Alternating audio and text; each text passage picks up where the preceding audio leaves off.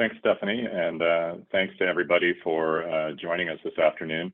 I'm Pete Tabor, Senior Policy Advisor here with Holland & Knight's Public Policy and Regulation Group, and I provide a regulatory and trade advice, including developing and executing advocacy strategies for HK's food and agriculture clients. Prior to joining HK, I served for almost 9 years as the VP of Regulatory and International Affairs for the trade association representing U.S. dog and cat food makers. Before that, I served in a variety of capacities in the U.S. Department of Agriculture, coordinating the trade policy efforts on issues ranging from agricultural biotechnology to sanitary and phytosanitary standards for food and agriculture products. And it's my pleasure and honor to kick us off this afternoon talking a little bit about the Farm Bill implications of the midterm elections. And we've got a really great panel here ready to kind of break this down, both from a House and Senate races standpoint, but also talking a little bit about the implications for the Farm Bill, we'll start off, and I'll get to the agenda in just a second about what the Farm Bill is and why it matters to many of you. But I'll introduce our panelists, or at least give them, I'll share their backgrounds with you. Catherine Lehman is a partner in our PP&R group, that's the Public Policy and Regulation Group, and our Senior House Republican Liaison, and she's also the chair of Holland & Knight's Federal PAC. She has held various roles in Congress prior to joining HK, including Chief of Staff for the House Republican Conference, Special Assistant to then Speaker Newt Gingrich, Policy Director to House Majority Whip Tom DeLay, and Director of Coalitions and Outreach for Speaker J. Dennis Hastert, among others. She's joined by Todd Wooten, who's a partner in our PP&R group and our Senior Senate Democratic Liaison. During his time on the Hill, Mr. Wooten served on 3 Senate committees for 4 senators. His experience includes working for the Senate Committee on Finance, Committee on Energy and Natural Resources, the Committee on Agriculture, Nutrition and Forestry, and serving as the legislative director for Senator Debbie Stabenow, whose name is going to come up quite a bit in the next few minutes. And finally, we have Kayla Gebbick-Carroll, who's an associate in the PP&R group and a member of the Native American Law Team. She provides strategic advice and counsel, as well as developing federal advocacy strategies for corporations, coalitions, tribal governments, and Alaska Native corporations before Congress and the executive branch. Ms. Carroll has been working closely with the Native Farm Bill Coalition for several years to engage Congress and ensure Indian country receives ample opportunities from the upcoming Farm Bill. Next slide, please. So in terms of an agenda and what we're going to cover, we're going to move fairly quickly. We've got about an hour, so we'll keep a pretty steady pace. We're going to break it down first with respect to the Farm Bill. What is the Farm Bill and why does it matter to you? It is a huge piece of legislation, and Kayla is going to give us a real good analysis of it. Then we're going to do a real deep dive into the elections coming up in a couple of weeks' time from the House of Representatives and the Senate makeup for the 118th Congress, which starts in early January. This House and Senate Agriculture Committees, we're really going to focus our attention on House and Senate races that have implications for the makeup of these 2 committees because they will hold the pen for the drafting of the 2023 Farm Bill. And then we'll talk a little bit as well about priorities, depending on who is in charge when the 118th Congress starts its work in January. And finally, we'll touch on additional factors influencing the 2023 Farm Bill, including the timeline, which is always a factor, and we'll touch a little bit in several discussions on the Inflation Reduction Act and how that plays a role in the Farm Bill negotiation process. With that, I believe I'm handing it off to my colleague, Kayla, to discuss the Farm Bill. Thanks, Pete. So just so we're all on the same page, kind of what is the Farm Bill? How did it come about? Why does it matter? The Farm Bill is an omnibus multi-year law that sets priority for our food and agriculture sectors. It's usually enacted every 5 years or so, but that's not always the case, which we'll discuss in a few slides. The first Farm Bill was enacted in 1933 in response to the Dust Bowl and the Great Depression, in an effort to provide stability for our U.S. food and agriculture producers.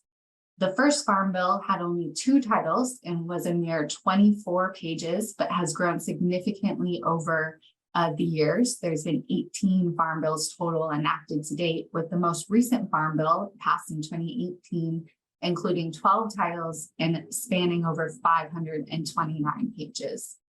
The Farm Bill does a number of things. As you can see on the screen, I'm not going to read through them all, but supports various farm safety net programs for our producers, and also addresses another handful of priorities ranging from nutrition to research, conservation, rural development, specialty crops, local and regional food systems, and much, much more. As I mentioned, the 2018 Farm Bill consisted of 12 titles. These are on the screen, ranging from commodities, conservation, trade, nutrition, credit, rural development, research, forestry, energy, horticulture, crop insurance, and miscellaneous. The miscellaneous title is really comprised of those provisions that span across the entire Farm Bill or don't fit neatly into one of these other titles. I want to note that the 4 titles that have asterisks account for 99% of mandatory Farm Bill spending, and the nutrition title alone accounts for 76% of Farm Bill spending. So this is, when you think of the supplemental nutrition assistance program or the food distribution program on Indian reservations, these are the programs that are receiving the bulk of Farm Bill support. Quick overview of our timeline for the enactment of the 2023 Farm Bill. The House and Senate Agriculture Committees have already been actively holding hearings and listening sessions to receive input from their stakeholders on what should be included in the 2023 Farm Bill. A major factor that will impact how the Farm Bill looks is the first November 8th midterm elections. Following that, and after we kick off Congress in January 3rd, we'll be going into assigning House and Senate Agriculture Committee assignments. We expect the Senate Agriculture Committee to remain relatively the same makeup as it is currently. However, depending on how the outcome of the midterm elections go, the House Agriculture Committee composition could look a lot different. Moving forward to September 30th, 2023 is when the 2018 Farm Bill currently expires. However, we have until the end of the year before any extension measure may need to be enacted. For reference, the 2018 Farm Bill expired on September 30th. However, it wasn't authorized or enacted until December of that year. When we really get to worry, though, however, is if we don't get something across the finish line before the end of 2023 or January 2024. And again, that's when we'll have to revert to backup measures. So there's several factors influencing the prospects for the 2023 Farm Bill. The first and foremost is the timing of the midterm election and the expiration of the 2023 Farm Bill. There are only 270 calendar days from January 3rd to when the Farm Bill expires. And this could be shortened by how long it takes for House Agriculture Committee assignments to be announced. I do want to note that although the House and Senate Agriculture Committees have already been holding hearings to prepare for the 2023 Farm Bill, there are fewer hearings to date than in the 2018 Farm Bill process. So this means we're going to have a very aggressive first quarter in terms of pushing out priorities and writing the legislation. I'm now going to turn to Pete to talk a little bit about the impacts of the Inflation Reduction Act. Thanks, Kayla. Yeah, and this will come up in a couple of parts of our conversation this afternoon. It says on the slide that you're viewing 20 billion in agriculture provisions. It's actually 40 billion for agriculture, forestry, and rural development. 20 billion is going to conservation efforts. And so you're all aware of the landmark Inflation Reduction Act, a huge piece of legislation passed in August. And I think it's fair to say that because of the huge agriculture component in the IRA, that some Republicans, they have expressed some frustration that the IRA addressed some food and agriculture issues typically addressed in the Farm Bill reauthorization process. So one of the questions will be, how that factors into the Farm Bill process, and specifically on the baseline. So we'll get into that a little bit more later. Thanks, Kayla. Thanks, Pete. The final factor is the recent White House Conference on Hunger, Nutrition, and Health, where the White House announced an 8-year interagency strategy to address and reduce diet-related diseases and hunger, and specifically related to food access, affordability, and the impacts that supply chain has had on those. The initiative was led by Rep. McGovern, Rep. Walorski, who tragically is no longer with us, Senator Booker, and Senator Braun. So it was a bipartisan effort pressuring the White House to hold the summit in anticipation of the upcoming Farm Bill, among other measures. The strategy is the first strategy that's come out of the White House and the first conference since 1969 during the Nixon administration, when some of the nutrition programs really got their ground and hit the ground running. So we could see a lot of the priorities that are spread out through that report making its way into the Farm Bill one way or another, and could impact kind of some of the politics around certain programs, including the nutrition programs. Before we jump into the midterm elections, I alluded that the Farm Bill is enacted every 5 years or so, but here's a recent case study that I'll have my colleague Todd join me on. But just a quick overview before I turn the floor over to him. The 2008 Farm Bill expired on September 30th, 2012. The Senate Agriculture Committee was able to pass their bill out of committee, and it eventually passed the Senate. However, the House Agriculture was not able to get it past markup, their version of the Farm Bill, which eventually resulted in a 1-year extension, meaning that the next Farm Bill, the next 5-year Farm Bill, was not actually 2014. Given the short time frame that we have, coupled with the impacts on midterm elections and potentially changing policy priorities, we wonder, could this be another 2012-2014 process? So Todd, I'll turn it over to you. I know you were deep in these negotiations and can provide a little bit more color. Sure. We don't need to really belabor it too long, but the parallels are kind of amazing. Again, if you just look at the nuts and bolts, we'll get to a little bit later, but at least today, most polling still has Dems favored to hold the Senate. So if that's the case, if Republicans win the House and Dems hold the Senate, you would have almost the exact same makeup with a Democrat president, a Democrat Senate, and a Republican controlled House.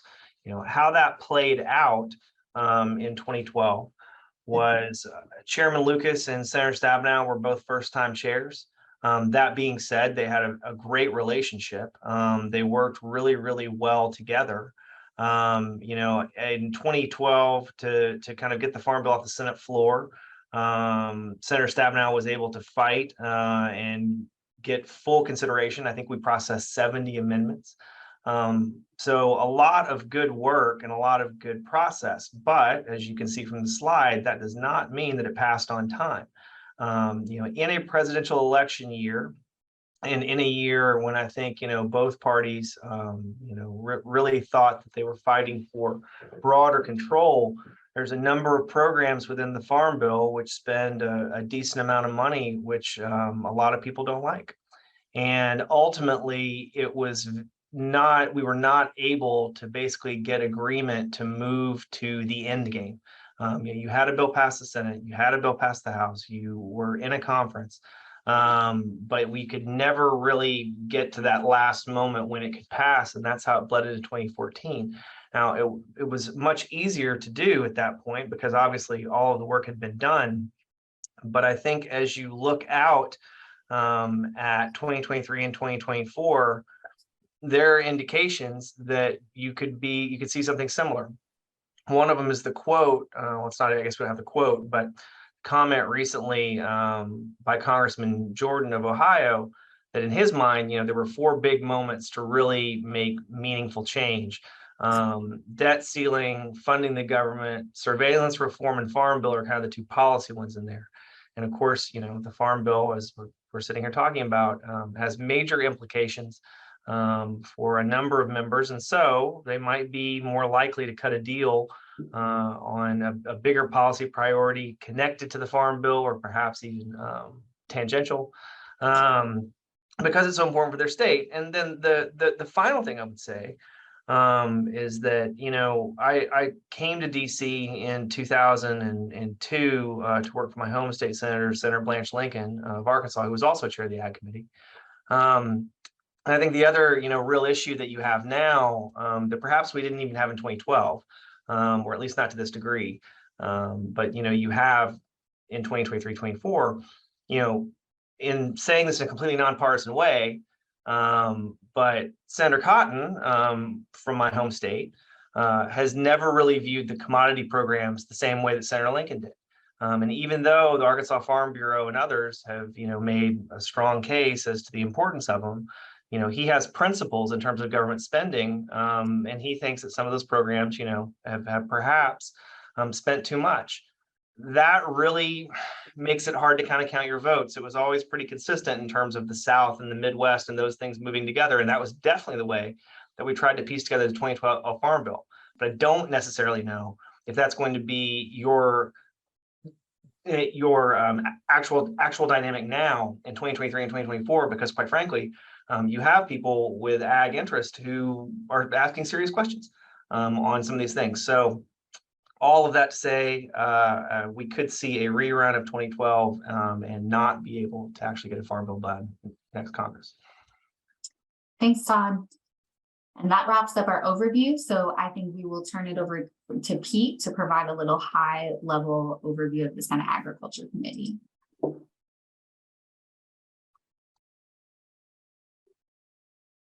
Thanks, Kayla. Yeah, in terms of the Senate Agriculture Committee, I think it's I can discuss a little bit about, and then we're going to go over to Todd to talk a little bit more about the races. But in terms of the breakup of these, if you're looking at the slide, you'll see we're looking at as Todd alluded to, Democrats slightly favored to win the Senate. Todd made this comment. I'm going to make it as well. These polls we've pulled data from the most recent polls available. They can change. They do change. They probably changed from debates that took place last night. And so you can see that there's 35 Senate seats, as we're all familiar. Roughly a third of senators are up for re-election every 2 years. We've got 14 Democrats and 21 Republicans, and 7 of them sit on the Agriculture Committee. So you can see there the hot races to focus on, and we'll dig into that a little bit more here going forward. But this just sets the stage for you. You can see it's very tight, and I think we're going to get into a bit of a discussion not only of the races, but then further on the implications for the Senate Agriculture Committee dealing with the Farm Bill going forward. Next slide, please.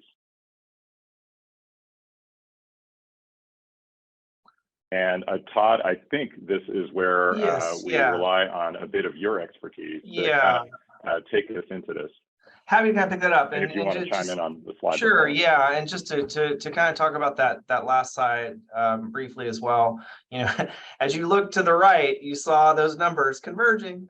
You saw that Democrats significantly, in a significantly better position as recently as mid-September than they are now, which is somewhat reflective, I think, of this election in general. Because again, if you go back to June, look at that same slide, at that point, Republicans were favored 60-40. So it's been a very topsy-turvy year. Personally, this is just my opinion.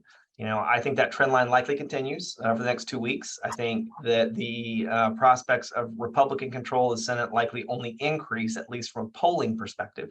I don't really see the polls changing, barring some, and when I say changing, I mean the trend that they're currently in. I don't really see that changing, barring some major event, and I'm not really sure what that event would be at this point. I just don't know what's going to shift that. At this point, I think Democrats are looking at turnout numbers, and again, we're talking about macro things right now. They're looking at turnout numbers in terms of the early voting. Typically, early voting favors Democrats. The numbers have been pretty good. So you have Democrats kind of in the position that I think typically Republicans have been the last few years, hoping that the polls are perhaps wrong, hoping that the polls are perhaps not counting them in sufficient numbers. As I mentioned, though, recent history, that's been more on the Republican side than it has been on the Democrat side. So we're doing this presentation. It's not the best day for my side today, but there's still 2 weeks to go. So now next slide, how it will affect the Ag Committee. The short answer is, again, if you look at it, most of the folks who are on the Ag Committee are likely safe. All of those Republicans, John Bozeman from my home state, he's completely fine. John Hoeven, I've been around North Dakota with him. I think he knows everyone there. Thune, same type thing. Grassley's interesting. We're going to go in a minute to the open seat and then the races where you might see switch. Obviously, a lot of reporting coming out of Iowa because of a poll that had Grassley only up 3, which led some people to believe, oh well, maybe he's vulnerable. Again, my own personal opinion, just kind of following these things, I don't think so. I just don't see it. I don't see the state of Iowa not returning Senator Grassley. Senator Grassley, regardless of what anyone thinks about his policy, is a fantastic senator who is completely dedicated to his state and very dedicated to these issues. And he's been championing on them for forever. So maybe that poll ends up being an outlier. Maybe it doesn't. It wouldn't matter to me if I saw a poll that said Grassley up 1 on the Monday before Election Day. I would still consider that he's going to win that. So maybe with that, moving on to some of the other races where folks might be a little more vulnerable. The first one here, we're not going to spend a lot of time on. We include it because it's an open seat. That being said, as you can see, Peter Welch is going to run away with that. I would anticipate that he might try to get a seat on the Ag Committee. Obviously, Ag is significant for the state of Vermont. And Senator Leahy, former chairman, longtime serving member, it wouldn't surprise me at all if that was a place that the presumptive Senator Welch landed. And again, we can look back to kind of his history over on the House side to kind of see how he would likely vote on things and things he would likely think were important. Next slide. Colorado's, it is so hot right now, as they say, because the trend line is again, not great for Democrats. There's been a belief, I've seen there have been some places that have said that Joe O'Dea has perhaps run one of the best campaigns, one of the most solid campaigns of any Republican running for Senate in the country, which is amazing considering that he's made a centerpiece of that campaign that he likes to put ice in his beer. Which is not typically something that you associate with strong politics, but for him, it's worked. I still think if you look at the average, Bennett is up 7.5. However, I will say there's not a ton of polling in Colorado. So, I think that's one thing that kind of makes people look at this and think that perhaps O'Dea could pull off an upset. I think to do that, you would have to be looking at a significant wave election.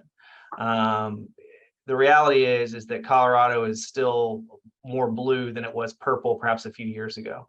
And I'm inclined to believe that Bennett is going to pull this out. I didn't see a lot of the debate. I think it was last night, but apparently it was spectacularly boring, which is not entirely surprising. And again, I think that, to be honest, that's probably where O'Dea has run a very good campaign. He's just been solid. He's been solid, and people are not exactly happy with the direction of the country, and therefore, he's been appealing. So I think Bennett takes it, but that one you're going to continue to hear about for the next 2 weeks. Next slide. Georgia. So very clear toss-up. The debate, I don't think really actually moved much of anything. I know that people on the Democratic side were hoping that Herschel Walker would, turn in a terrible performance, and that would maybe tilt this in. But the bar is low. The bar is low. The bar is low. His campaign did a fantastic job of really setting expectations, and then he was able to meet those expectations. Peter alluded to the debate in Pennsylvania last night. Not really going to comment, either way on whether or not I think on who won or lost. But a lot of the commentary is focusing on that the Fetterman campaign set a low bar, and the commentators at least are saying that they felt like he didn't meet that. Walker did. So this race remains incredibly tight. I don't see that changing. Senator Warnock has a great team around him. Very, very, very familiar, of course, going back, over a decade with politics in Georgia, played a big role in, turning Georgia purple-ish, but it still has a red tint. And it's going to be very difficult for him to pull this out. I think the main thing for people to kind of focus on this call, if you want to have something kind of interesting to say to your friends who don't really follow politics, is the reality is that this is going to a runoff. I don't really see a way that either one of them get over 50. And that runoff is probably going to, set the new record for the most expensive runoff in history. And bear in mind, when they had the runoff in 2020, numerous people wrote $1 million checks the first day that thing was live. And I don't see any reason to believe that this will be any different. So unfortunately, that means that this campaign season was going to carry on probably for quite a while, and control of the Senate, control of the Ag Committee may very well be a part of it because of this race. Next slide. I think, Peter, you had more kind of say here in terms of how these elections could impact the Senate, and again, what that might mean for the Farm Bill. Yeah, thanks, Todd, and your comments on the analysis from the Senate race is really helpful, kind of teeing this up. I think the main takeaway from the content here that you're looking at is that one, we're looking at race, the fate of the Senate balance is still unknown, whereas maybe that's more known on the House side, and then carries with it implications for the committee. But if there is a shift in power in the Senate, the prevailing view is that the shift in priorities for the Senate Ag Committee under Republican control, perhaps under Senator Bozeman, the presumptive chair, is going to be less dramatic. So it speaks a little bit, and I'll get into this in another slide or two, to the bipartisan nature of working on farm bills.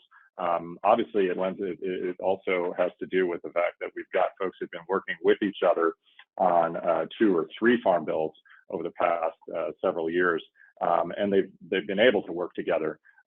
So that we also see that there's a narrower band of views in terms of priorities for the farm bill when we're talking about climate change, or we're talking about food security, we're talking about crop insurance. The views among Senate Republicans and Democrats are generally a little closer together in terms of the spectrum than they might be in the House, and we'll get to that in a few minutes. I alluded to the fact that Senate Rs and Ds have worked really well together. That lends itself to a more, perhaps a more predictable process.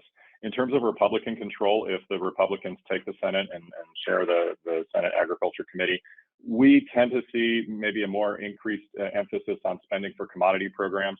There's been so much talk in the past, in this year in particular, and throughout the pandemic, of increasing input costs and the impact on the farmers and ranchers. And so there's, I think, emphasis on trying to address that. And this administration has taken steps through the Inflation Reduction Act, but also through the Fertilizer Production Expansion Program to try and reduce input costs if possible. And again, for Republicans, they'll be trying to ensure farmer and rancher access to programs available under the Farm Bill. Senator Bozeman said this, I think, during a listening session, that he wants to make sure that the U.S.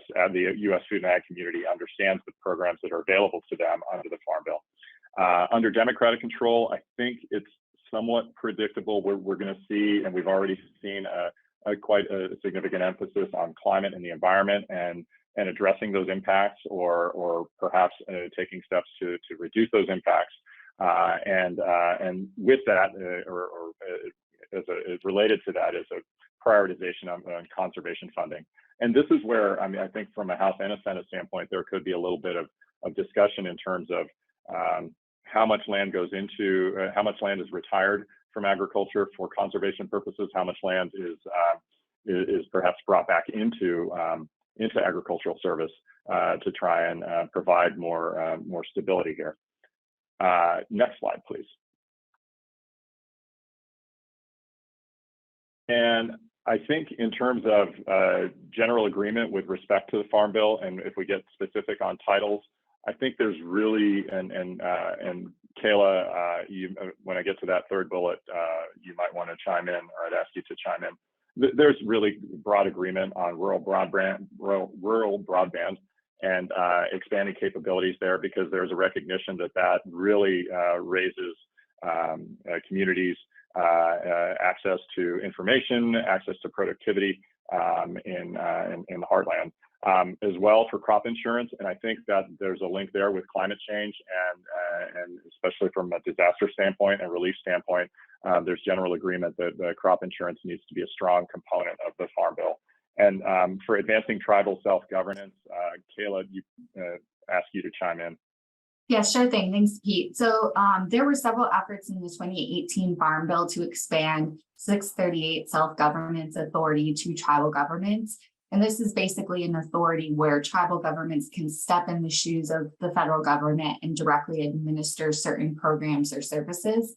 And during the 2018 Farm Bill, which was historic for Indian country, and the number of provisions that we were able to secure, some of the most important provisions related to this were the food distribution program on Indian reservations. So it allowed tribal governments, there's currently 6 pilot sites, and USDA just announced adding additional pilot sites, but they provided them with the authority to purchase their own food for their feeding programs. The Dipper is the equivalent to SNAP, but on Indian reservations. Why this is important is that it allows tribes to purchase locally and regionally traditional, culturally, and nutritionally valuable foods for their members to ensure that they're increasing and actually utilizing the foods that are in their feeding program. So tribes are now purchasing wild rice, salmon, bison, catfish, blue corn, other foods in their feeding programs that you would not otherwise find or purchased by USDA.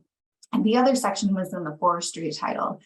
So there were several provisions where it allowed tribes to directly administer healthy forest protection programs where tribal lands border up against Forest Service lands or Bureau of Land Management lands. So anything from fire mitigation, preventing pests or other diseases to cross into their tribal lands. So it really, again, allows tribal governments to step in those shoes.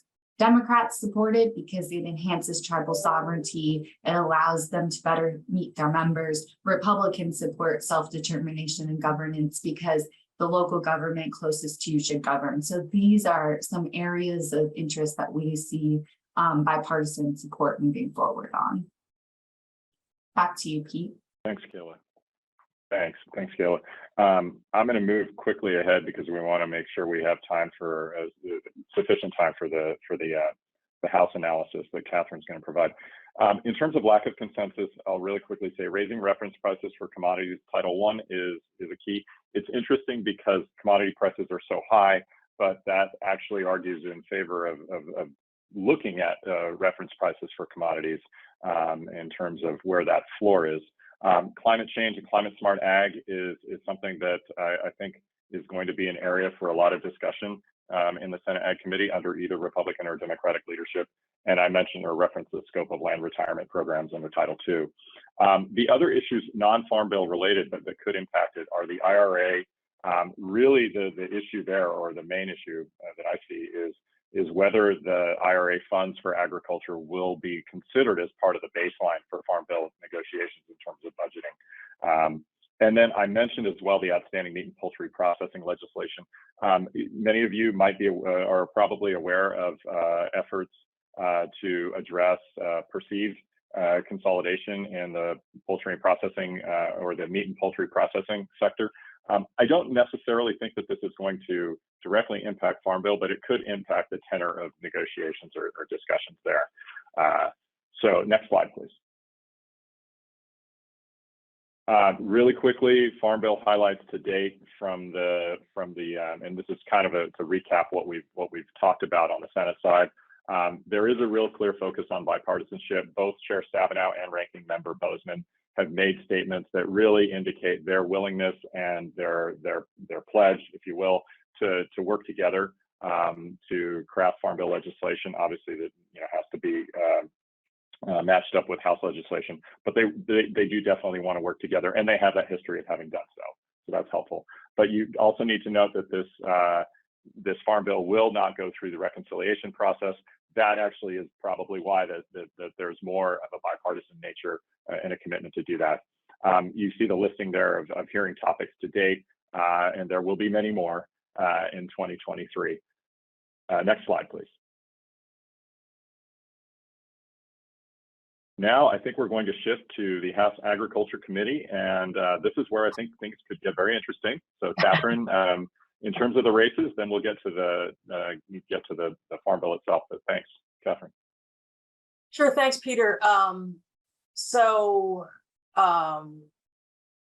As the slide shows, well, first of all, historical precedent is that in the midterm elections, the party that holds the White House loses seats in Congress, and there have been a few exceptions. One, of course, was 1998 when the Republicans were impeaching President Clinton.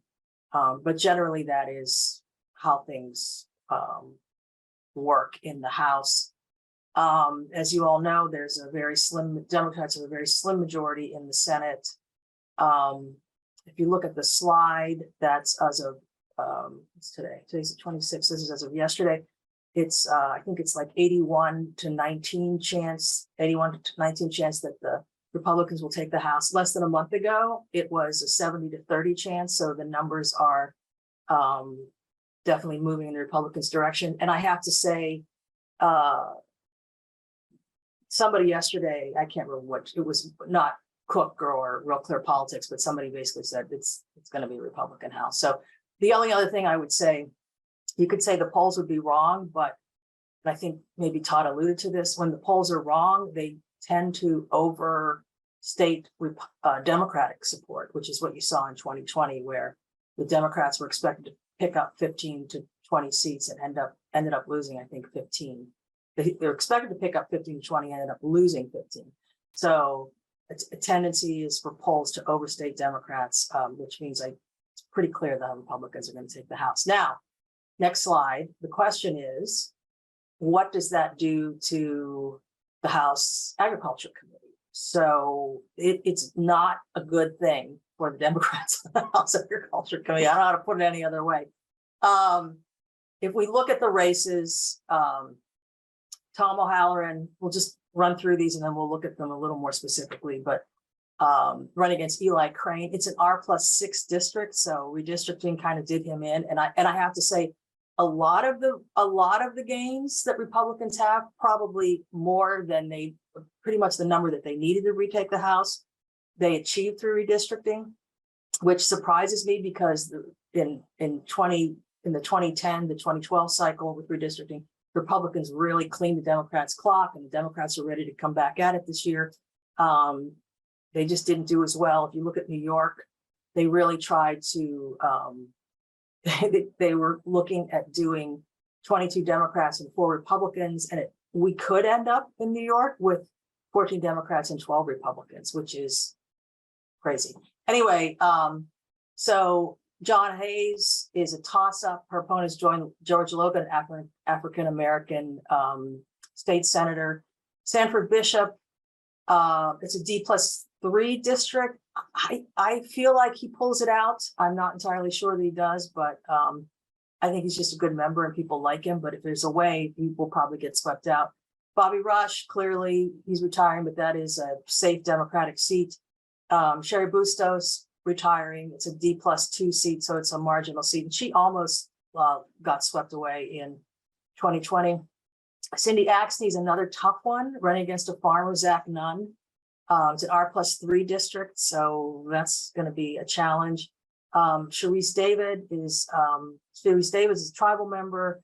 I think just joined is sort of on the lower rank of the committee. She may move up. However, it's an R+1 district, and this morning it moved. Moved from Lean Democrat to toss up. So that one is moving Republicans' direction. Brad Finn said he won the seat to when Representative Jim Hagedorn passed away earlier this year. I think he hangs on. Angie Craig, toss up.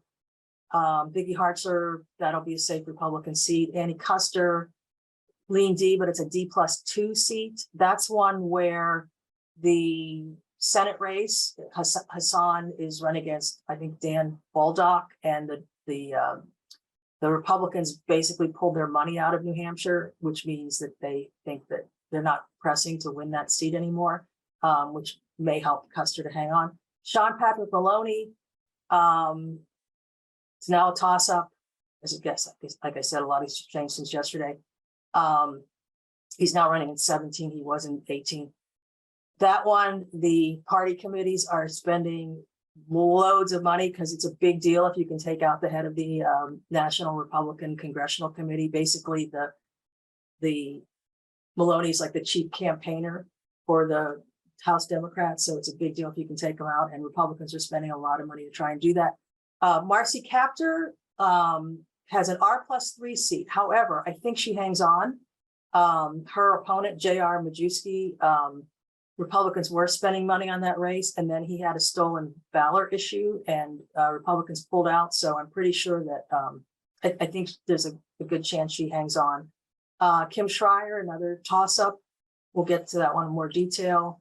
Allison Spanberger, another toss-up. I'm actually going down my list, which is a little different because I did it Democrats, Republicans. And then the one, Chris Jacobs was eliminated. And the one we didn't have on the list was Al Lawson from I think he was sort of Jacksonville-ish, Northern Florida area. And he's running against Neil Dunn, but it's an R+8 seat. So I just don't see him hanging on. Let's go to the next slide. This slide is the one that I didn't realize until I looked it up, that you have 4 subcommittee chairs out of 6 on the Agriculture Committee, all of whom are in toss-up races. So you could see some real movement at this point, probably with ranking members for leadership on these subcommittees. And those are some big subcommittees there. Let's go to the next one. Just real quick, we'll do some individual races. O'Halloran, as I said, it's an R+6. He's always had trouble hanging on. I think this time he might have more trouble. And obviously there's gonna be a big turnout because of the governor's race and the Senate race.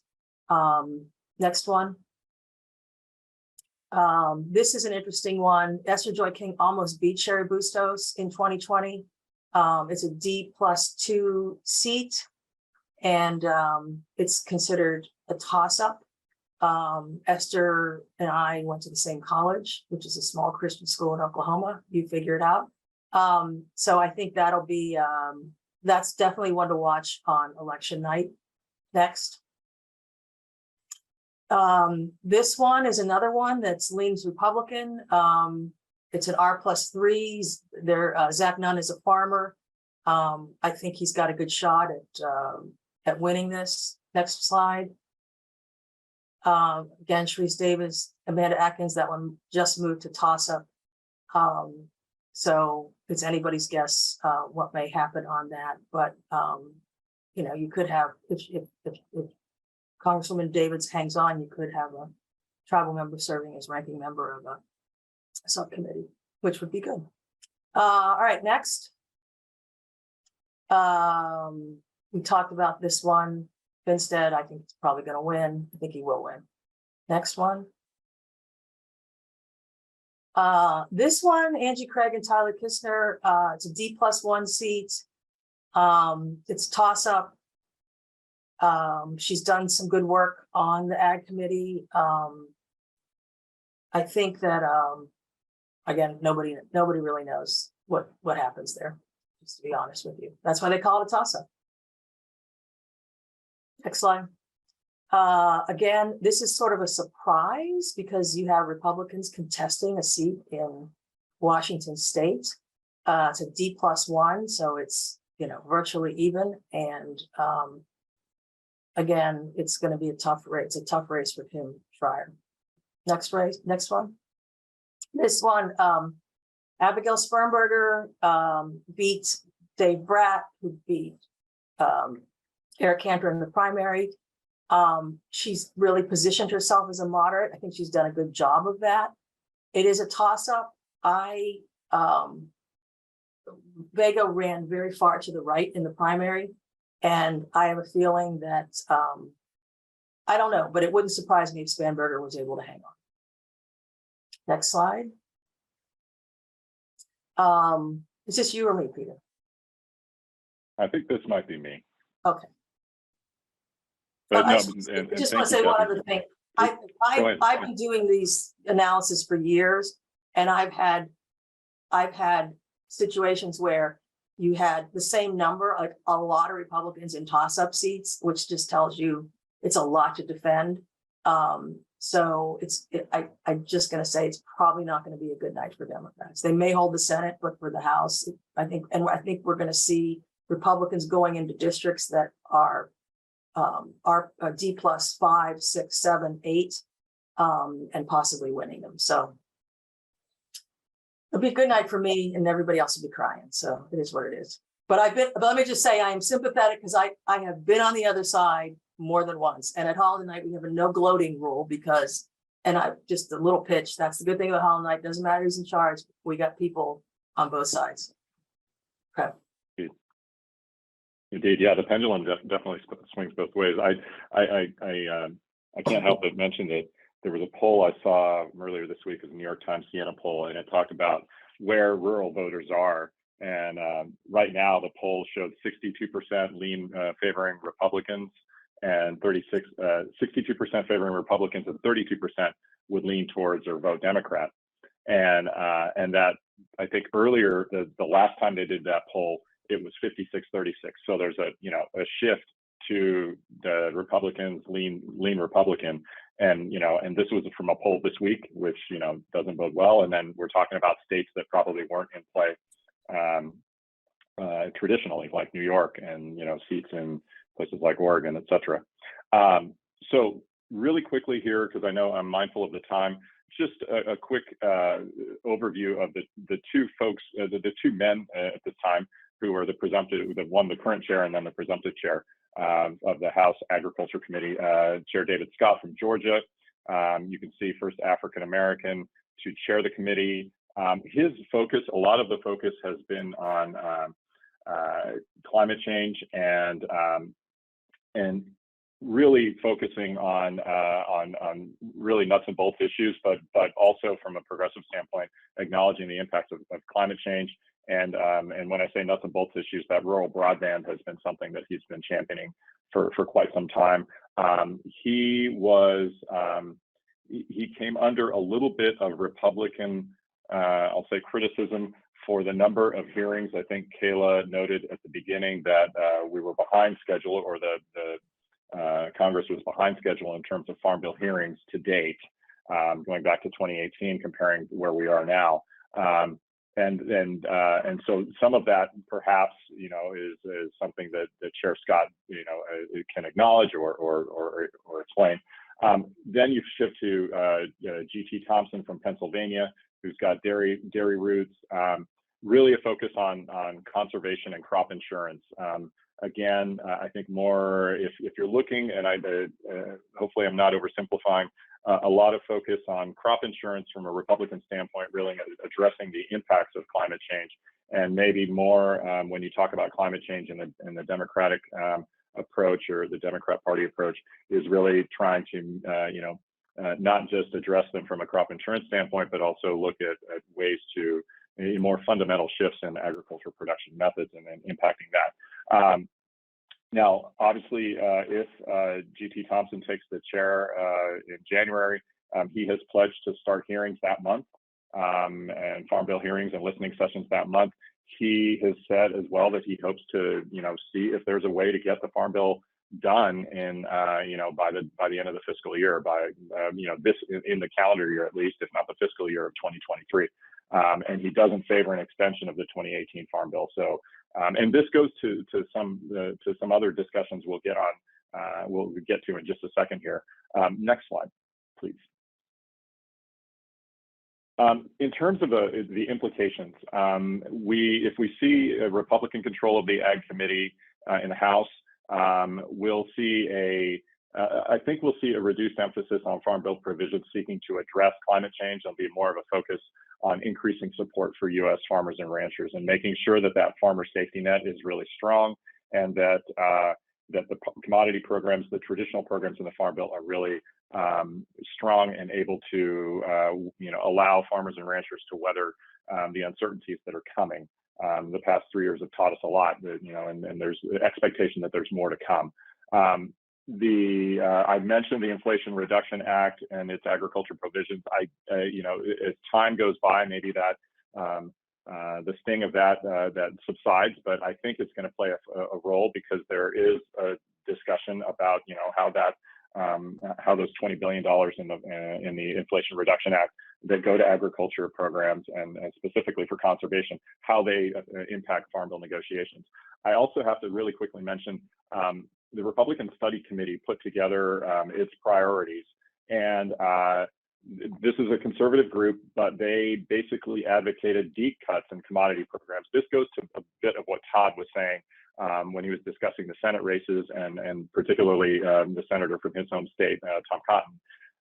But the RSC wants deep cuts in commodity programs and crop insurance. They want to eliminate duplicative price loss coverage and agriculture risk coverage programs. They also would bar the Agriculture Secretary from making payments from CCC, the Commodity Credit Corporation, without congressional approval. So these are all really fundamental shifts, to really limit or rein in some of the spending with respect to agriculture. But also, it's worth keeping in mind that there were 160 House Republicans who are members of the RSC, but only 16 signed this budget proposal. But a few of them are from ag states, Ron Estes of Kansas, Kevin Hern of Oklahoma, and Ronnie Jackson of Texas. And finally, my last comment kind of alludes to that last bullet. Some conservative Republicans have expressed concern with the Farm Bill's price tag. We are looking at a Farm Bill. I think the current Farm Bill we're in right now had an estimated price tag at the beginning of it all of $430 billion, and now discussion is underway of a Farm Bill with probably the same number of titles, 12, but that could get to $1 trillion. So I think that is something that that definitely is getting folks' attention. Next slide, please.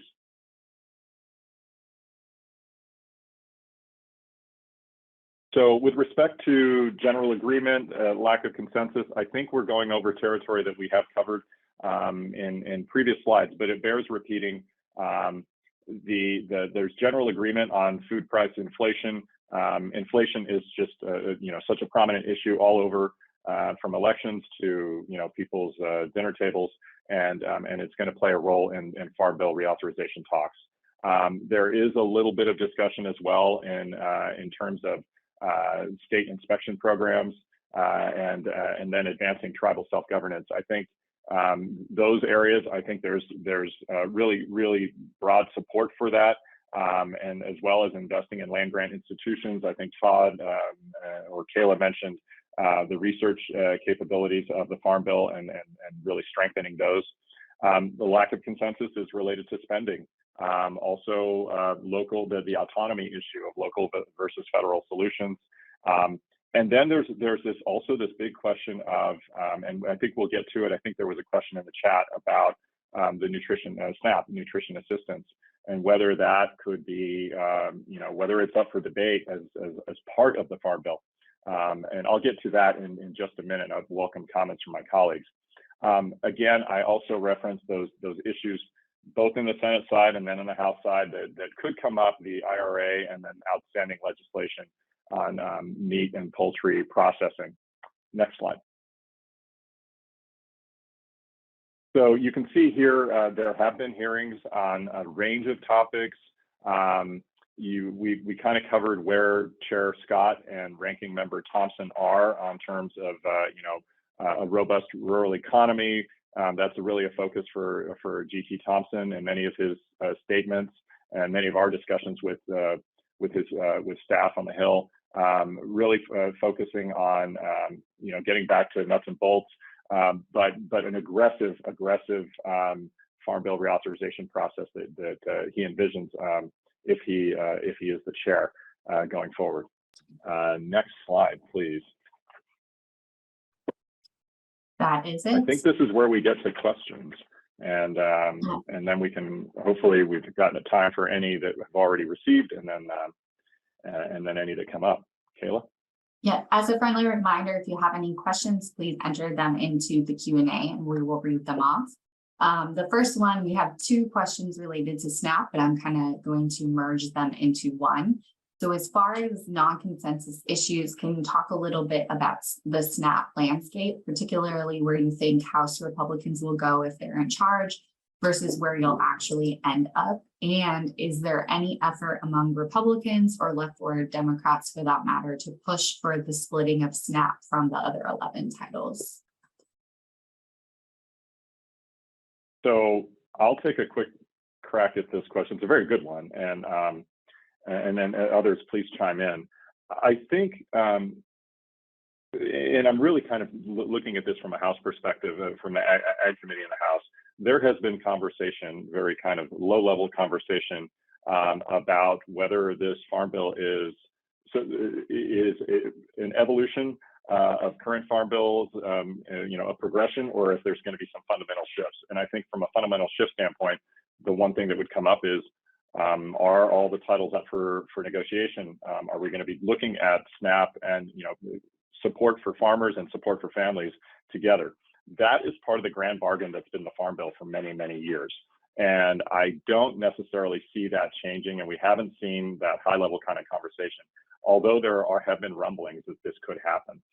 Another thing to note is that the American Farm Bureau, which is a very influential group with respect to Farm Bill legislation and how this process moves forward, they have said that they view this as they want to see a unified Farm Bill, support for farmers and support for families.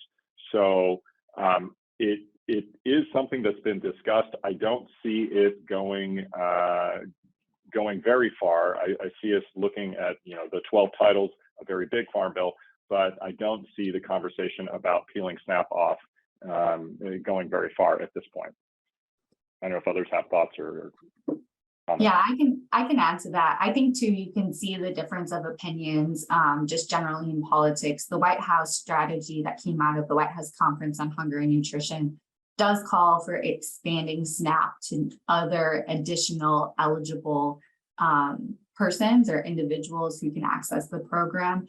Whereas you have folks like Mr. Thompson, who's currently the ranking member and could become the chair with the given polls, who, when he was a young man, him and his wife were on SNAP.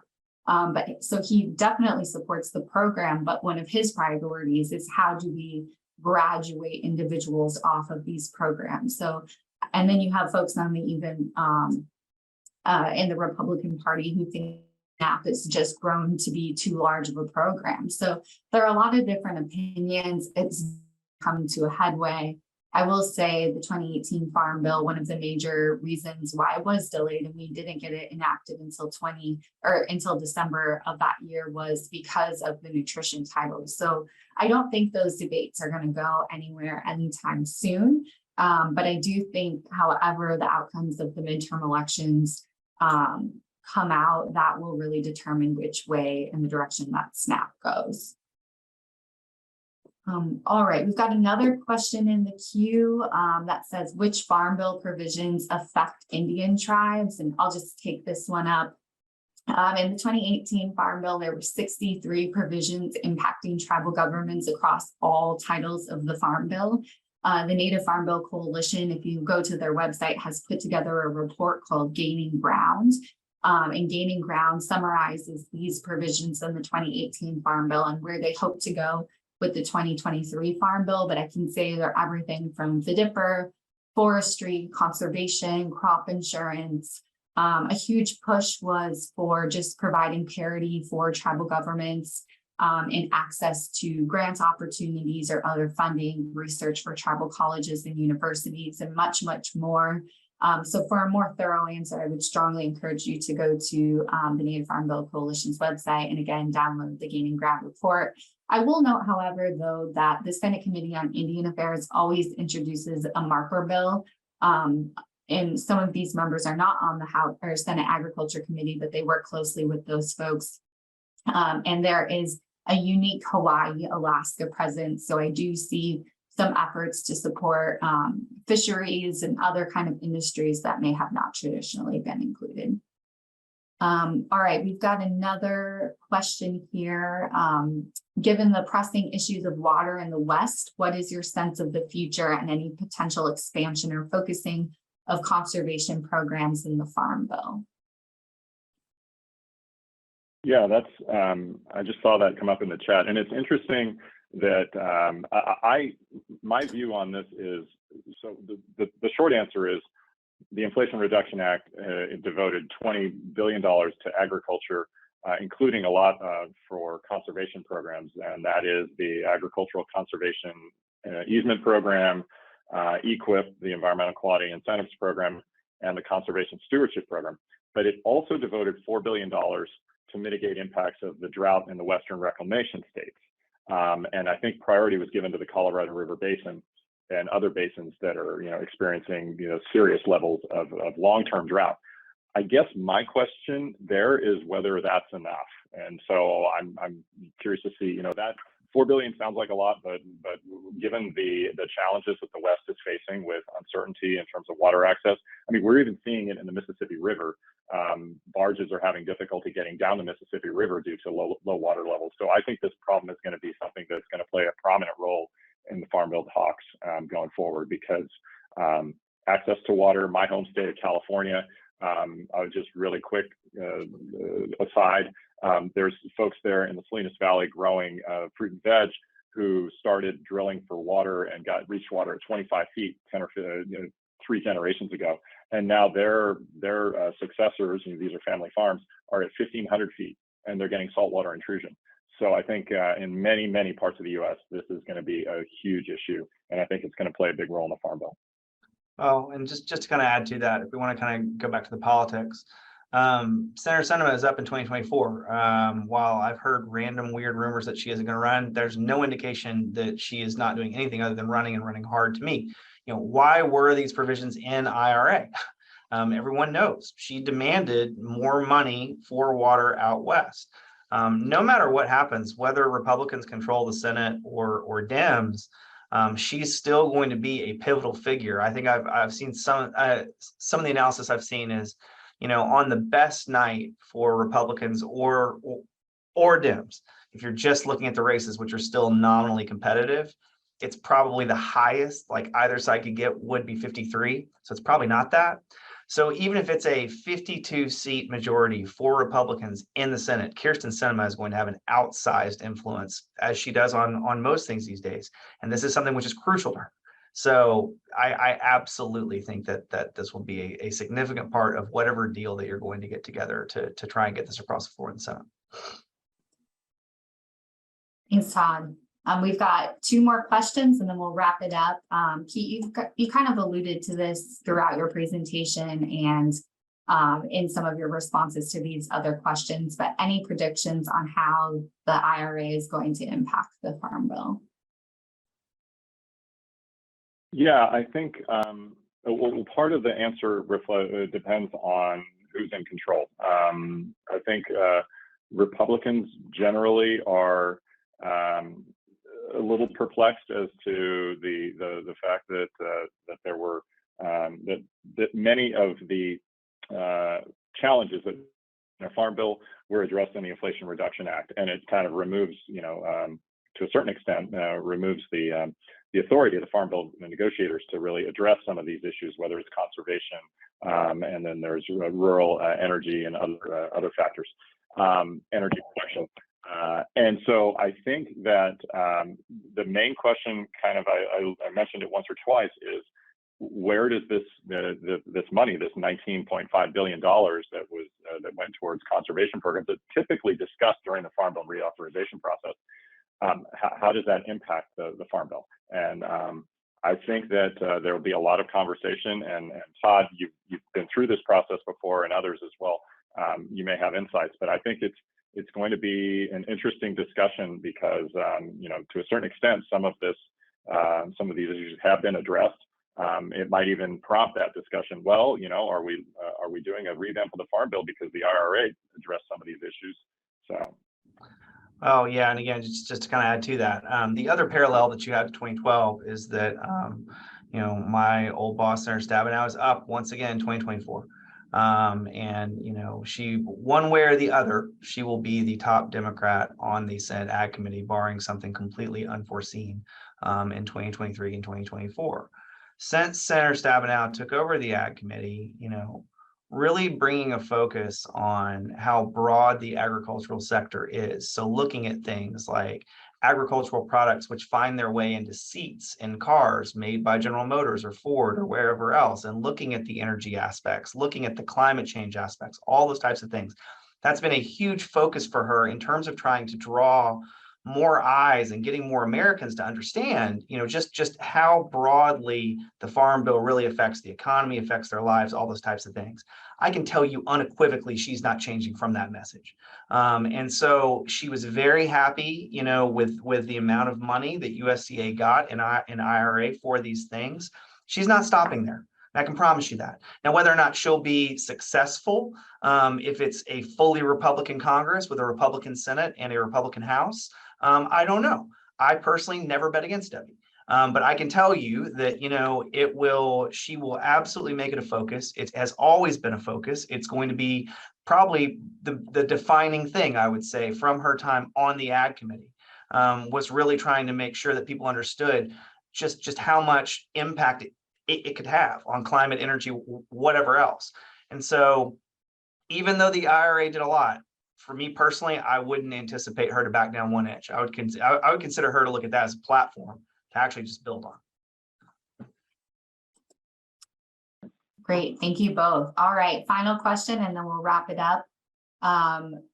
So the 2018 Farm Bill, as I mentioned earlier in the slide, had many more titles and have evolved since the first Farm Bill. So are we likely to see any new titles, and what might the focus be there? Well, I think we're up to 12 titles. I think in your earlier slides, Kayla, you highlighted how the Farm Bill has grown, and we're up to 12 titles now. I think that there's no talk, and you and I and others have had conversations with folks on Capitol Hill about this. I don't think there's any talk about increasing the number of titles or addressing other issues or really identifying issues that can't be addressed with current titles. I don't think either that there's a discussion of reducing the titles. I think we're probably right at that number in terms of titles. The issue, I think the more pressing issue that's going to come up both in the House and the Senate, and probably more so in the House, is this issue of the cost. We're talking about a Farm Bill that could easily get to $1 trillion, when in the 2018 Farm Bill, the number was at that point perhaps eye-popping at $428 or $430 billion. And now here we are talking, you know, in relatively casual terms about a possible $1 trillion Farm Bill or something approaching that. So I think it might be more so about the price tag than the number of titles that is really a topic for discussion. And then that might be where certain more conservative lawmakers are trying to weigh in and say we've got to rein in this spending, even from states where, you know, their constituents rely on a lot of these programs. Great, thank you. Well, that wraps up our program for today. I want to thank the panelists for taking the time to be here with us today, and all of the attendees who tuned in. If you have any further questions or questions about the Farm Bill process generally, feel free to reach out to any of the panelists.